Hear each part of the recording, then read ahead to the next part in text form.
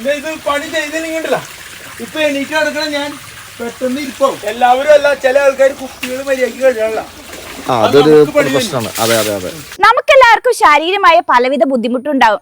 എന്നാൽ ഇത്തരത്തിൽ പലവിധമായ ബുദ്ധിമുട്ടുകൾ ഉണ്ടായിട്ടും പശു വളർത്തി അതിൽ നിന്ന് വരുമാനം കണ്ടെത്തുന്ന ഒരാളെയായിട്ട് നമ്മൾ ഇന്ന് കാണാൻ പോകുന്നത്. അപ്പൊ എടപ്പറമ്പ് ഫാംസിന്റെ പുതിയൊരു വീഡിയോയിലേക്ക് എല്ലാവർക്കും സ്വാഗതം. ഞാൻ സിനോബി. അപ്പൊ ഇന്ന് നമ്മൾ നിൽക്കുന്നത് എറണാകുളം ജില്ലയിൽ കുറുമശ്ശേരിക്കടുത്ത് അരിഞ്ചേട്ടന്റെ അടുത്താട്ടോ. അരിഞ്ചേട്ടന് ശാരീരികമായ വൈകല്യങ്ങൾ ഉണ്ടായിട്ടും ഇന്ന് അദ്ദേഹം പശു വളർത്തുന്നുണ്ട് കേട്ടോ. അപ്പൊ ഇന്നത്തെ വീഡിയോയിലൂടെ നമ്മൾ കാണാൻ പോകുന്ന അരിഞ്ചേട്ടന്റെ മനോഹരമായ പശു വളർത്തലാണ്. അപ്പൊ ഇന്നത്തെ വീഡിയോ എല്ലാവരും ഷെയർ ചെയ്യാൻ ശ്രമിക്കുക. അതുപോലെ തന്നെ ചാനൽ ഫോളോ ചെയ്യാത്തവരൊന്ന് ഫോളോ ചെയ്യാം. അപ്പൊ നേരെ വീഡിയോയിലേക്ക് പോട്ടാ. ചേട്ടാ, അപ്പൊ എത്ര നാളെ പശുക്കളെ വളർത്താൻ തുടങ്ങിയിട്ട്? മോളെ, എനിക്ക് പശുക്കളെക്കാളും ഇഷ്ടം പോത്തായിരുന്നു. പിന്നെ ഞാൻ നോക്കിയപ്പോ എനിക്ക് വണ്ടി കിട്ടി തുടങ്ങിയപ്പോഴേ ഞാൻ പശു കച്ചവടത്തിന് ഇങ്ങനെ നടക്കും. അപ്പൊ എന്റെ വീട്ടില് പശുക്കൾ ഞാൻ ചെറുപ്പത്തിലേ ഉണ്ട്. പിന്നെ ഈ കാല് വയ്യാത്തതുകൊണ്ട് ഞാൻ അപ്പച്ചന്റെ കൂടെ നടക്കുമ്പോ അപ്പച്ചൻ പശുവിനെ കറന്ന് ലാസ്റ്റ് വരുമ്പോ ഞാൻ കുറച്ച് വലിക്കുകയായിരുന്നു. അങ്ങനെ എന്റെ അമ്മച്ചിക്ക് ഒരു വയ്യാണ്ടായപ്പോ ലിസി പോയി കഴിഞ്ഞപ്പോ നമ്മുടെ വീടിന്റെ അടുത്ത് 2-3 കൊച്ചു പിള്ളേർക്ക് പാല് കൊടുക്കണ്ടായി. അമ്മമാര് നഴ്സിംഗിന് നഴ്സായിട്ട് പോണവരായിരുന്നു. അപ്പൊ അവർക്ക് പാല് കുടിക്കേണ്ട സമയം കഴിഞ്ഞിട്ടും കറക്കാൻ പറ്റാണ്ടായപ്പോ അന്ന് കറന്നു തുടങ്ങിയതാ. 2000 കറന്നു തുടങ്ങി. 2009 വരെ ഞാൻ പശു കറന്നുകൊണ്ടിരുന്നു. പിന്നെ ഒരു പെൻഡിങ്ങില് ഇപ്പൊ ഞാൻ പശു സ്ഥിരം പാല് ഇളക്കണ്ട്. 5 പശു വരെ ഞാൻ കറന്നുണ്ട്. അതെയോ?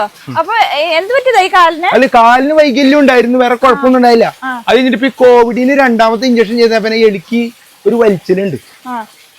അതാണ് പ്രശ്നം. അല്ലല്ല, ഞാൻ പുല്ല് ഒരു ദിവസം ഒരു 5 ചാക്ക് പുല്ല് വെട്ടിക്കൊണ്ടിരുന്നതാ. പക്ഷെ ഇപ്പൊ കുമ്പിട്ടിന്ന് വെട്ടാൻ പറ്റണല്ല.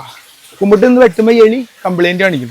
ഞാനവിടെ പോത്തുകളെയൊക്കെ കൊണ്ട് നടന്നുകൊണ്ടിരുന്നതാ. ഇപ്പൊ പറ്റാത്ത അവസ്ഥ എന്ന് പറഞ്ഞു കഴിഞ്ഞാല് ആ കോവിഡിന് കുത്തിയ എലി കുറെ നേരം നിന്ന് കഴിയുമ്പോഴോ അല്ലെങ്കിൽ കുറെ നേരം നടന്നു കഴിയുമ്പോഴോ പ്രശ്നം ഉണ്ടാക്കും. അപ്പൊ എങ്ങനെയാണ് കാര്യങ്ങളൊക്കെ ഈ പശുവിന്റെ കാര്യങ്ങൾ എന്ന് പറഞ്ഞാൽ ഇപ്പൊ ഈ മഴയുള്ളതുകൊണ്ട് ഞാൻ നേരം വെളുത്ത് വീട്ടിൽ നിന്ന് പോണോണ്ടും തൊഴുത്തി കെട്ടും. ഇതല്ലെങ്കിൽ കാലത്ത് കുളിപ്പിച്ച് പുറത്ത് കെട്ടി കഴിഞ്ഞാൽ കറക്കണ നേരം വഹിച്ച് തൊഴുത്തിടും. കാരണം മഴ പെയ്ത് പനിയങ്ങ് പിടിച്ച പണിയാ. അങ്ങനെയാണ് ഇതിന്റെ പ്രശ്നം. അപ്പൊ രാവിലെ തൊഴുത്തിലപ്പോ എത്ര മണിക്ക് വരും ചേട്ടാ? ഞാൻ ഒരു 4 മണിയാകുമ്പോ എനിക്കും. 4 മണിയാകുമ്പോ എനിക്ക് കഴിഞ്ഞപ്പോ ഈ ഡ്രമ്മും ആ ബക്കറ്റിലും വെള്ളം പിടിച്ചിട്ടേക്കും. നേരം വെളുക്കുമ്പോ ഈ വെള്ളം എടുത്തിട്ട് ഇതുപോലെ തന്നെ കുളിപ്പിച്ച് കിടക്കും. അപ്പൊ അമ്മയായിട്ട് തുടങ്ങിയതല്ലേ ഈ പശു വളർത്തല്? പശു വളർത്ത് ഞാൻ എന്റെ ചെറുപ്പത്തിൽ തുടങ്ങിയിട്ടുണ്ട്. എനിക്കൊരു 3 വയസ്സുള്ളപ്പോ തുടങ്ങിയുള്ള പശു ഉണ്ട്. ആ തൊഴുത്ത് ഫുള്ള് ഓടായിട്ട് മഴവെള്ളത്തിന് 2018 മഴവെള്ളത്തിന് തൊഴുത്തിൽ വെള്ളം കയറിയപ്പോ തൊഴുത്ത് കംപ്ലീറ്റ് ഇടിഞ്ഞു. പിന്നെ അത് സർക്കാർ പറഞ്ഞു 1.5 ലക്ഷം രൂപ സഹായം തരാന്ന് പറഞ്ഞു. പക്ഷെ അത് പണിതതിന് ശേഷം പൈസ കിട്ടുള്ളൂ.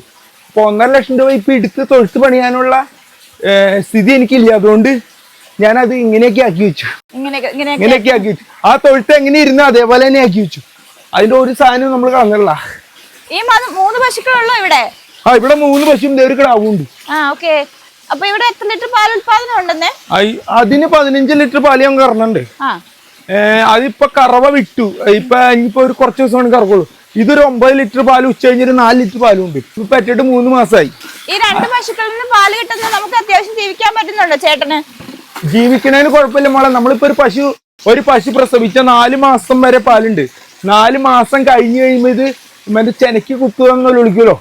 അപ്പൊ മറ്റേത് ആ കറുത്ത പശു എനിക്ക് 7 മാസം വരെ പാലുണ്ടാവും. 7 മാസം കഴിഞ്ഞാൽ അത് പൊളയ്ക്കുള്ളൂ. പ്രസവിച്ച് 7 മാസം വരെ പാലുണ്ടാവും. ഇത്രയും ബുദ്ധിമുട്ടുണ്ടായിട്ട് എന്തുകൊണ്ടാണ് ഈ പശു വളർത്തൽ? പശു വളർത്തല്ല, ഞാൻ ചെറുപ്പം മുതലേ അത് തന്നെ വെച്ചാലേ നമുക്ക് സ്വന്തമായിട്ട് 100 രൂപ ഉണ്ടാക്കണം എന്നുള്ളൊരു ഇതിൽ നിന്നാണ് ഞാൻ പശുവിന്റെ ബ്രോക്കറായിട്ട് തിരിഞ്ഞത്. എനിക്കിപ്പോ ഏരിയയിൽ ഒരുപാട് ചേച്ചിമാരുണ്ട്. പിന്നെ അതുപോലെ തന്നെ ഒരുപാട് ഇക്കമാരുണ്ട്. പെരുമ്പാവൂർ റഹ്മാൻ എന്ന് പറഞ്ഞൊരു ഇക്കയുണ്ട്. ഇക്കയുടെ ഫാം നമ്മുടെ കെയർ ഓഫിലാണ് പോകുന്നത്. അവിടെ 10-40 ഉണ്ട്. പിന്നെ നിങ്ങൾ പറഞ്ഞ നിഖിൽ ചേട്ടന്റെ ഫാമിൽ പശു ഇറക്കണത് ഞാനാ.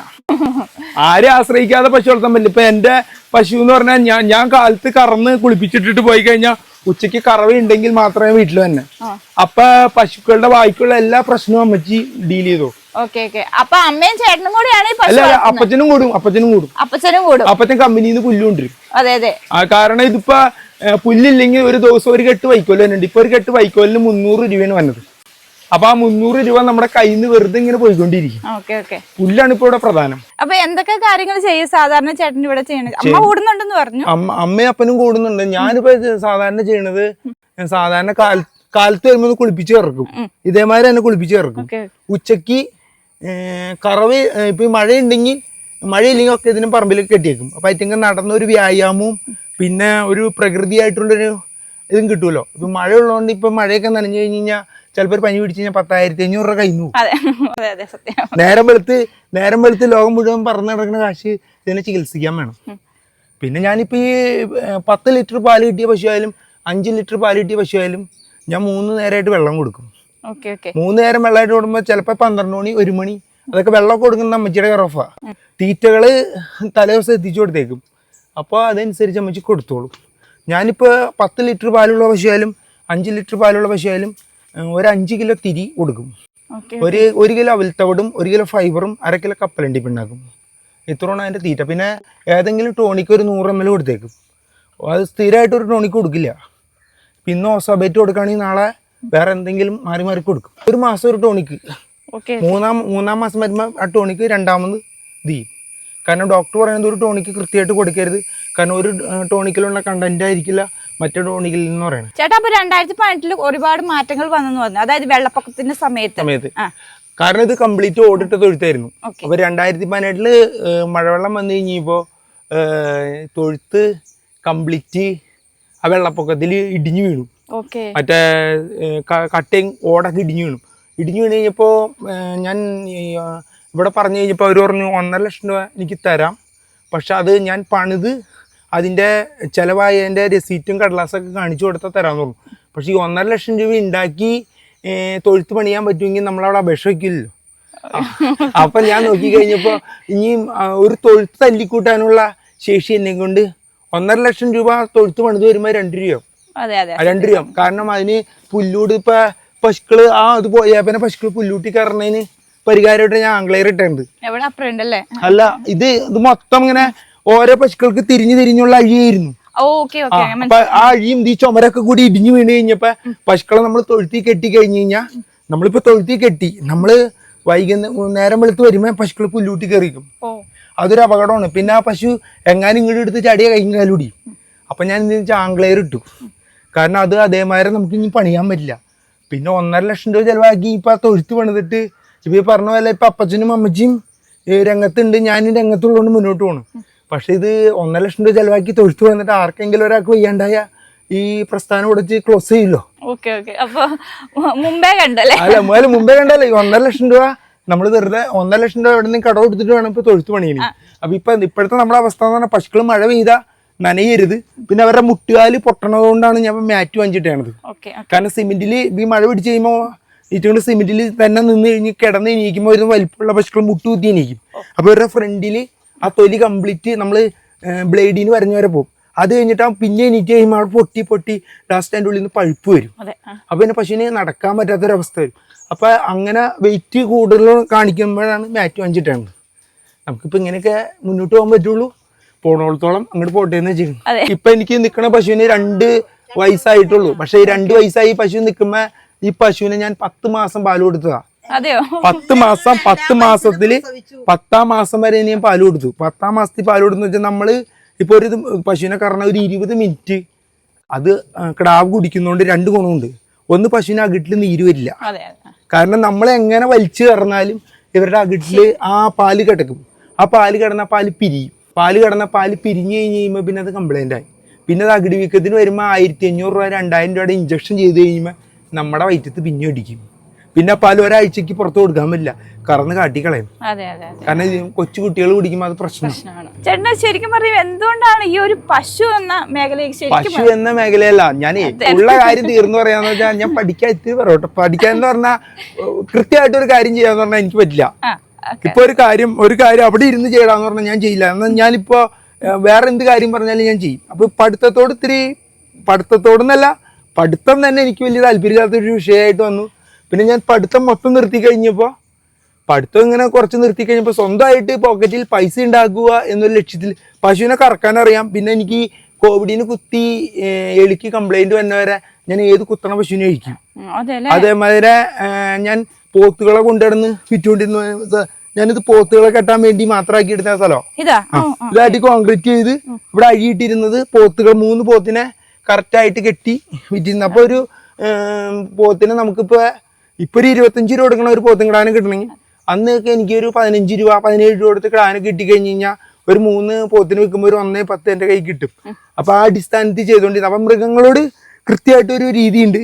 പിന്നെ സ്വന്തമായിട്ട് പോക്കറ്റിൽ പൈസ വരിക എന്നുള്ള രീതിയിൽ ബ്രോക്കർ പണിക്ക് ഇറങ്ങിയപ്പോൾ രാജന്റെ ഫാമില് രാജന്റെ തൊഴുത്തിൽ നിൽക്കുന്ന പശുക്കള് കംപ്ലീറ്റും മിക്കത് എന്റെ കെയർ ഓഫിൽ തന്നെ പശുക്കളാ. അതെന്ന് വെച്ച് കഴിഞ്ഞാൽ രാജേട്ടൻ ആരെങ്കിലും ഞാൻ ഇങ്ങനെ നടക്കുമ്പോ ആരെങ്കിലും കൊണ്ടുവന്ന് 70 രൂപ പറയുന്ന പശു ഒരു കച്ചവടക്കാരൻ വന്ന് 60 രൂപ പറയും. അപ്പൊ രാജേട്ടനോട് ഇന്ന് ഞാൻ കാര്യം പറയും, രാജേട്ടാ ഇങ്ങനെ ഒരാൾ ഇന്ന സ്ഥലത്തെ പശുവിന് 60 രൂപ പറഞ്ഞിട്ടുണ്ട്. അപ്പൊ രാജേട്ടനും ഞാനും കൂടി രാജേട്ടന്റെ വണ്ടിക്ക് പോവും, അത് 62 ആക്കും. അപ്പൊ ഉടമസ്ഥന് 2000 രൂപ കൂടുതൽ കിട്ടിയ സന്തോഷം, പശു ഞാൻ വില പറഞ്ഞ പശു എനിക്ക് തന്നെ തിരിച്ചു കിട്ടിയ സന്തോഷം എനിക്ക്, അത് നല്ല പശുവിനെ കിട്ടിയ സന്തോഷം രാജേട്ടൻ. അപ്പൊ എല്ലാവർക്കും സന്തോഷം. ശരിക്കും പറഞ്ഞ ചേട്ടന് ഇതില് ഒരു മനസ്സുണ്ട് ചെയ്യാനായിട്ടല്ലേ? മനസ്സല്ല, നമുക്ക് ഞാൻ എന്ത് കാര്യം വിചാരിച്ചാലും അതെനിക്ക് നടത്തണം എന്നുള്ളൊരു വാശി വരും. അത് എന്ത് കാര്യമായാലും അതെ, അതിപ്പോ പശു ചവിട്ടണ പശു ആയാലും എനിക്കതിന് കറന്നെടുക്കണമെന്ന് തോന്നിപ്പോയാ ഞാനത് കറന്നെടുക്കും. കാരണം ഈ പശു പ്രസവിച്ചപ്പോ അന്യായ അടിയായിരുന്നു. ഇപ്പൊ ഞാൻ ആ ചെറിയ പശു ഒരു 15 ദിവസത്തേക്ക് അതിന്റെ മടിയിൽ നീരുണ്ടായിരുന്നു. നമ്മള് കാമ്പ് പിടിച്ച് വലിച്ച് കറന്നു കഴിയുമ്പോ പശു ചവിട്ടും. അപ്പൊ ഞാൻ ഒരു 10 ദിവസത്തേക്ക് അവക്കടെ ഇഷ്ടത്തിന് വിട്ടു. കാരണം അവള് ചവിട്ടും, ഞാൻ കറക്കും, അവള് ചവിട്ടും കറക്കും. അത് കഴിഞ്ഞപ്പോ ഞാൻ നോക്കി കഴിഞ്ഞപ്പോ കിടാവിനെ എടുത്തുകൊണ്ട് കിട്ടി. എന്നിട്ട് കിടാവിന്റെ മേത്ത് കുറെ വെള്ളം കോരി ഒഴിക്കും. അപ്പൊ എന്താന്ന് വെച്ചാൽ പശു ഓട്ടോമാറ്റിക് കിടാവിനെ നക്കിക്കൊണ്ടിരിക്കും. ഞാൻ കറക്കും. അപ്പൊ പശു വിചാരിക്കണ അത് അതിന്റെ കുഞ്ഞിനെ കൊടുക്കാണ്, ഞാൻ കറക്കാനുള്ളതെന്ന് വിചാരിച്ചാൽ അങ്ങനെ പശുവിന്റെ ആ പേടി മാറ്റിയെടുത്തു. ആ പശുവിനെ ഞാൻ എന്റെ രീതിയിലേക്ക് കൊണ്ടുവന്നു. അല്ലെങ്കിൽ ആ പശു നമ്മൾ തല്ലിയ ഇവർക്ക് പേടി കൂടുള്ളൂ. കൊറേ അടി അടിച്ചിട്ട് കാര്യമില്ല.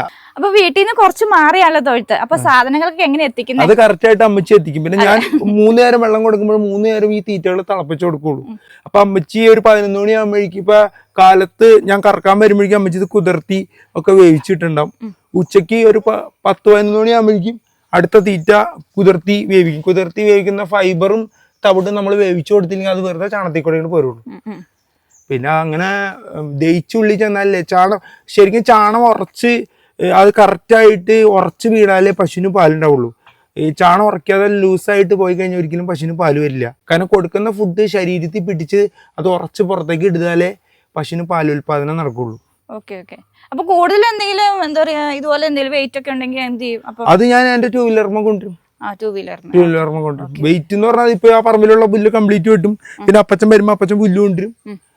അങ്ങനെ അത് പഠിക്കിട്ടേക്കും. അത് പഠിക്കാൻ ഇട്ടേക്കാണ്. അവിടെ നിന്ന് അമ്മച്ചിക്ക് എടുക്കാൻ വയ്യ, എന്തെങ്കിലും വയ്യായി ഉണ്ടെങ്കിൽ ഞാൻ എന്റെ 2 വീലർമ വെച്ചുകൊണ്ടിരും, അല്ലെങ്കിൽ ട്രോളിക്ക് കളിക്കൊണ്ടിരും. അപ്പൊ അമ്മയുടെ പേര് അറിയാവോ?